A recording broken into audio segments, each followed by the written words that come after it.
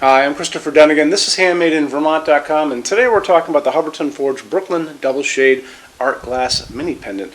This is the 181184. Lots of awesome Brooklyn fixtures in the line. Let's get into the size of the fixture body itself. That's going to be independent of what it's hanging from, which are these rods, coming in at 7.6 inches high and 9.4 inches in diameter. It's a good size fixture. Overall height, now we're talking about the distance from the bottom of the fixture to the actual ceiling itself. You're going to have a range. It's going to start off at 10 inches overall height. It's going to max out at 55 inches as standard product. So, more information about that. There's a chart over in the corner there, and it's going to show you all of the overall heights you can attain by using different combinations of Hubbardton Forge's pipes. And we'll dive into the pipes now. So, they're using a system of these interconnected pipes, and basically what they do, they just screw together. Very simple. So you're going to be getting 3 pieces of the 12-inch. You're going to get 2 pieces. Oh, actually, take it back. 1 piece of the 6 and 1 of the 3, and you're going to use these in different combinations, like I said, to get to those overall heights. If you need to be longer than 55 inches, drop me a quick email. So you're looking at the 181184. Tell me what you need. So you need 120 or 240 inches overall height for your drop. I will take your email, send it through Hubbardton Forge's customs department. It'll come back with a quote number, and they'll tell us what we can attain. Adds a little time and money, but we do it every day. It's not a big deal at all.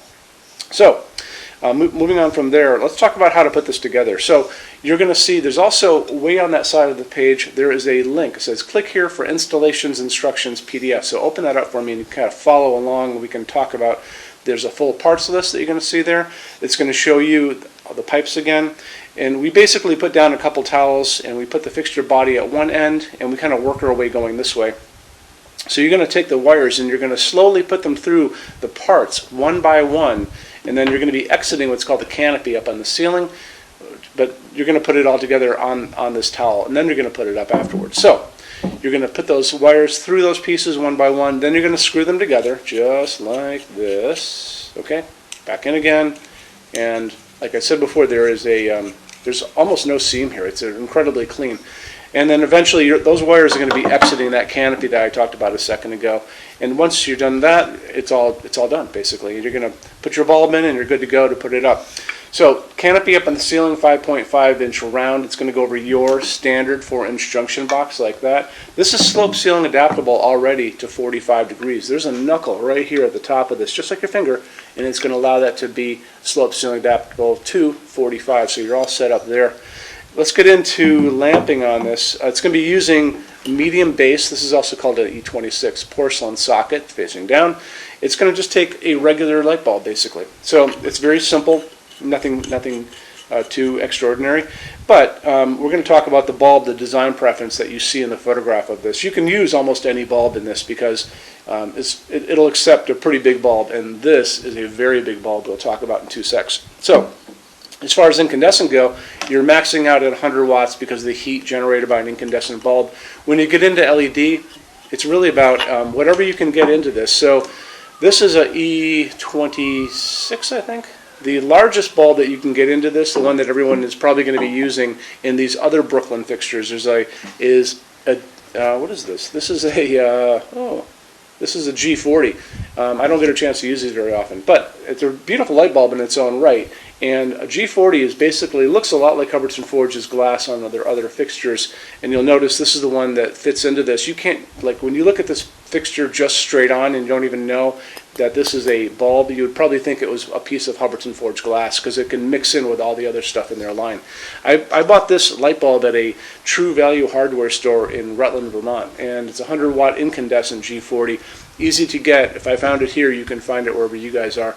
If you want to stick with incandescent, like I said, you're going to be maxing out at 100 watts. If you want to go LED, you can still get these anywhere. When I came back, I actually went online and I looked around to see where can I find an LED version of this. Home Depot had a whole bunch of them, Lowe's, as far as that goes. And then also things like Amazon and JustBulbs.com and 1001bulbs.com.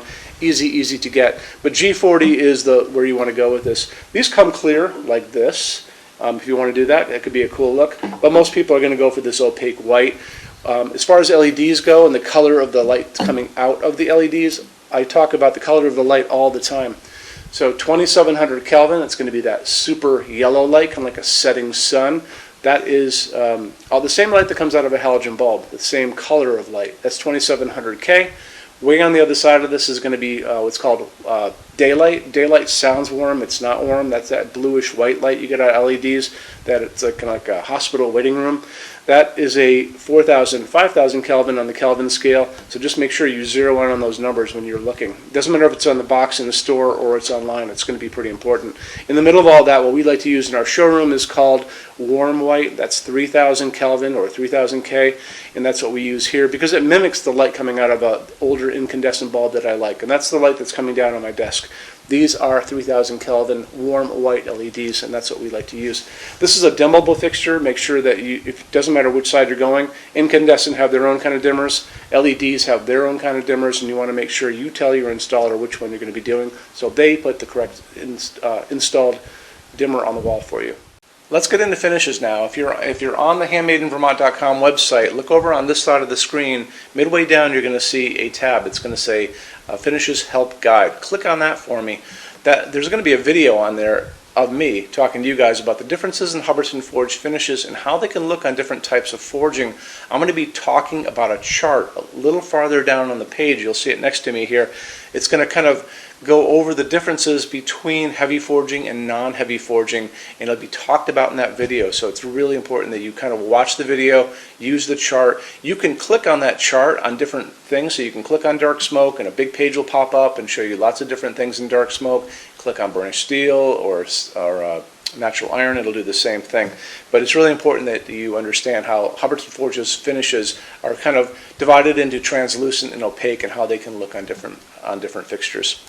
Our showroom in Vermont has we're up to 400 Hubbardton Forge fixtures spread across 2 floors. We have a What's on Display page. It's way up there in those red tabs again, so click on that and you can see what we have to show you.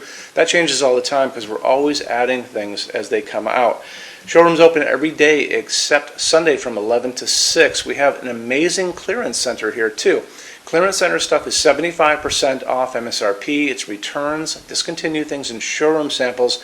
If you were coming to visit us, bring a good-sized vehicle, something like a big SUV or maybe a small truck or something like that, because you might find something in the clearance center that you want to take home, and it's a lot of fun to go through. 75% off MSRP is an amazing bargain, so you should really take advantage of it if you can.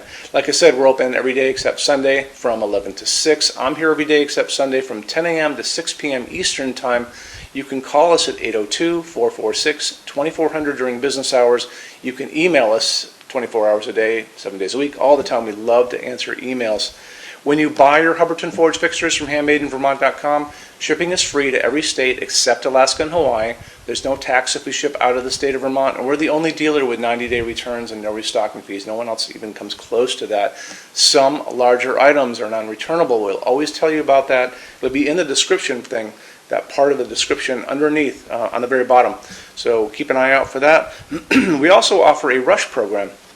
Hubbardton Forge generally takes about 3 to 4 weeks to get product out. They don't stock anything. That's how you're going to get all your finishes, your adjustable ranges to play with, all those things. We can cut that time in half, and it's super inexpensive. If you want to know more, drop a quick email, and I can walk you through the whole thing, okay? So if you guys have any other questions, let me know. Love to see you in our showroom sometime, and have a great day. Take care. Bye-bye.